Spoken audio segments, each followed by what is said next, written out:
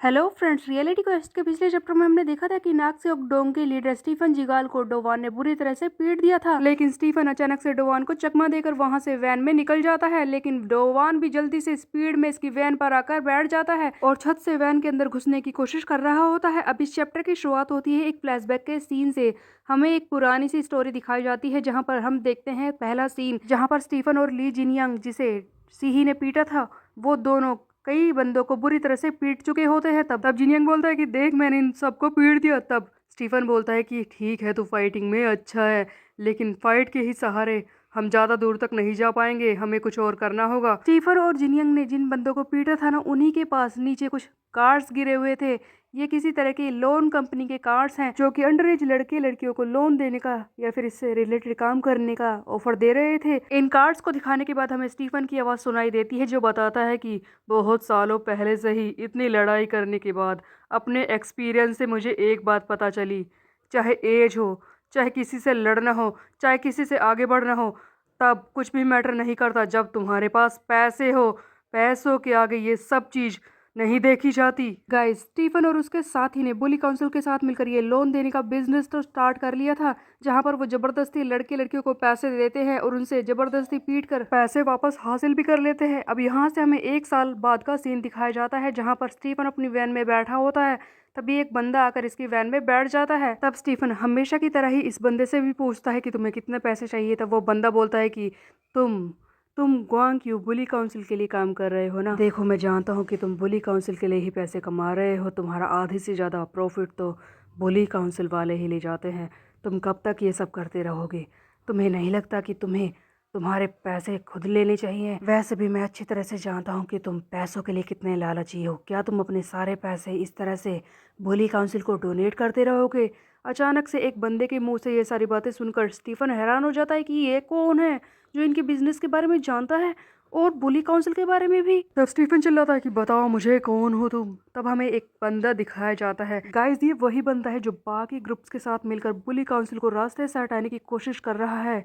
ये बंदा पहले भी हमें दिखाया गया है, ना तो इसका नाम हमें पता है और ना ही ये कि किस ग्रुप से ये बिलोंग करता है।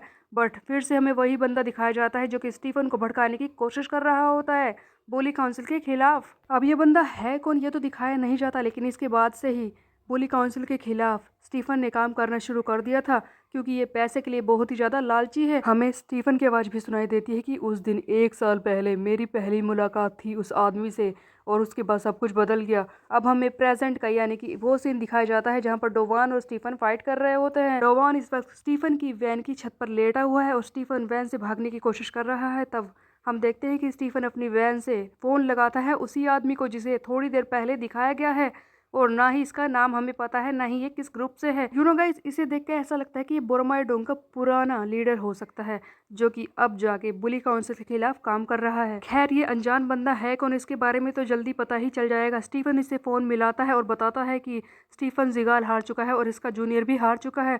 तब सामने से आवाज़ आती है कि क्या बोरोमाई डोंग का लीडर सामने आ गया अचानक से? लेकिन ऐसा कैसे हो सकता है? तब स्टीफन बोलता है कि मुझे नहीं पता कि हुआ क्या, लेकिन उसे कुछ ना कुछ ज़रूर पता है, मैं तुम्हारे पास आ रहा हूँ। तब फ़ोन पर वो बंदा बोलता है कि नहीं, मेरे पास तुम्हें आने की ज़रूरत नहीं है स्टीफन, मैं तुमसे काफ़ी ज़्यादा निराश हूँ, मैंने तुम्हारे बारे में ऐसा नहीं सोचा था।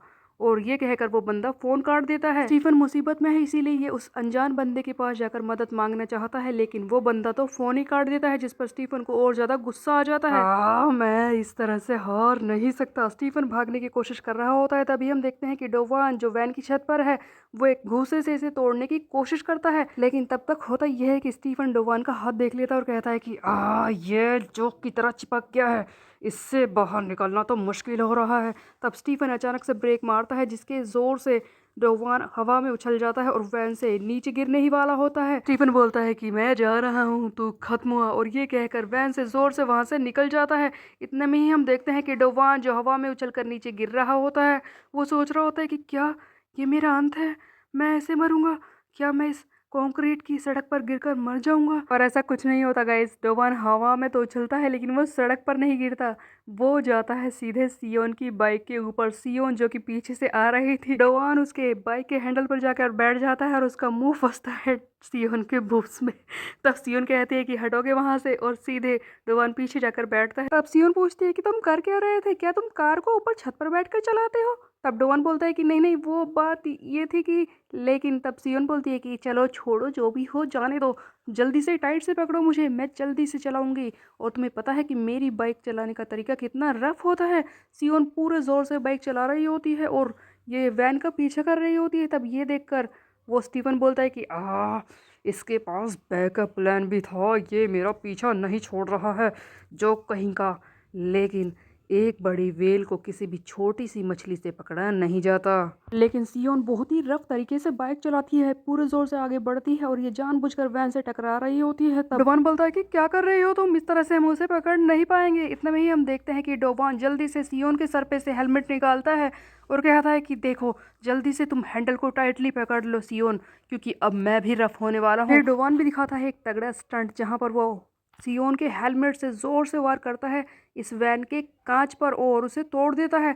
और अब की बार ये दूसरे वार से उस स्टीफन को मारने की कोशिश करता है, लेकिन इतने में ही स्टीफन फिर से जोर लगाता है और वैन को आगे ले जाता है पूरी स्पीड में। लेकिन इन सब चक्कर में स्टीफन सामने रोड पर ध्यान नहीं देता। सामने एक डेड एंड था जहां पर आगे जाने का रास्ता नहीं था, लेकिन स्टीफन की कार तो बेकाबू हो चुकी है, इसीलिए वो जोर से डिवाइडर को तोड़ते हुए नीचे जाकर गिरता है। एक तरह से स्टीफन का एक्सीडेंट हो चुका है, वैन हवा में उछलते हुए नीचे जाकर गिरती है। वैसे तो एयरबैग तो खुल जाता है, लेकिन स्टीफन को काफी ज्यादा चोट लग चुकी है। तो क्या वो मर गया? डोवान और सियोन दोनों ही अपनी बाइक से जो पीछे आ रहे थे, जल्दी से सियोन अपनी बाइक को रोकती है। तब डोवान कहता है कि तुम यहीं पर रुको सियोन, इस तरह की चीजें मैंने बार बार देखी है फिल्मों में, और ये भी देखा है कि एक्सीडेंट के बाद हमेशा गाड़ियां ना फट जाती है, तुम यहीं पर रुको, मैं जाकर देखता हूँ। डोवान वहीं पर जो सीढ़ियां बनी होती हैं उनसे नीचे की तरफ भागता है और देखने की कोशिश करता है कि ये स्टीफन जिंदा भी है या नहीं। लेकिन इतने में ही वहां पर एक कार आ जाती है, जिसे देखकर तो डोवान और भी हैरान हो जाता है कि ये बंदा कौन है।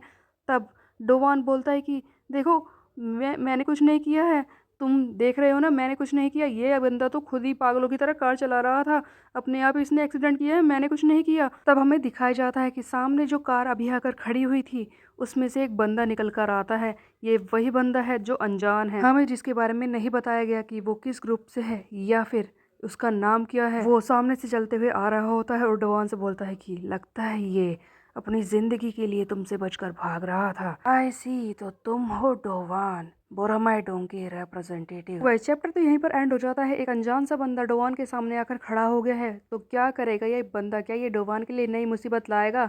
आखिरकार क्या है इस बंदे की आइडेंटिटी, ये हम देखेंगे नेक्स्ट चैप्टर में। तब तक के लिए मेरे चैनल को सब्सक्राइब कर ले, बेल के प्रेस। फिर मिलते हैं, बाय बाय गाइज।